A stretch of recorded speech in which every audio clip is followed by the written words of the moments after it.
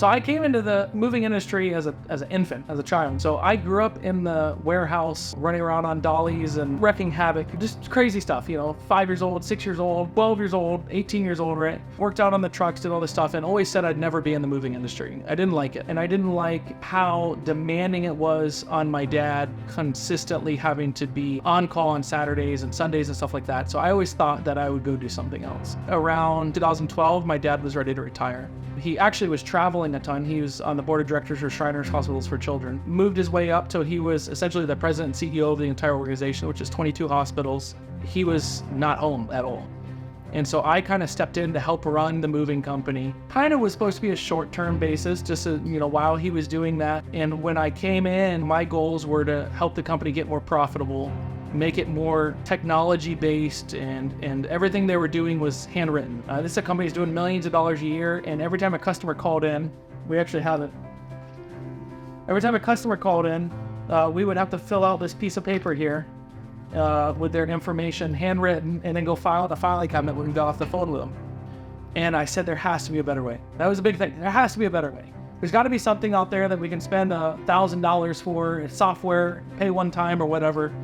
And there really was nothing. There was a couple software companies which I did demos with, but nothing was what I thought we wanted or would need. And so that's when I kind of started on the process of building MoveitPro as an internal tool in which, I thought, now when I look back at it, I mean, it's terribly dumb, but I thought, for $25,000 or something, I could build a CRM that would be able to house our estimating process, be able to send estimates, do bill of ladings on a tablet and whatnot. I underestimated that terribly. We spent several $100,000 and it still was not a usable product for what like we are today. And it got to the point where I knew that we either had to trash the entire project, and I keep saying we, I mean, my dad was involved in part of it, not on the financial side, but he had been in the moving industry since the 80s. And so it got to the point where I either needed to dump several more $100,000 into this project, which was not feasible as a standalone, like just for our own moving company. That would have been crazy to spend that kind of money and not sell it.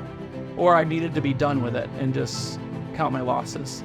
And so really what I ended up doing is at that point is decided that I'm gonna make this thing work. And I knew I had something, because even at that point there was no real competitors, no real good solutions out there for moving companies. And so I went all in, and that's when I turned it into a business, which would have been around 2015. Our first customer was sold in 2016, and we spent, before our first customer, probably right around $1 million in development to get MoveitPro where it needed to be so that it was a usable product. It's been a long road, obviously.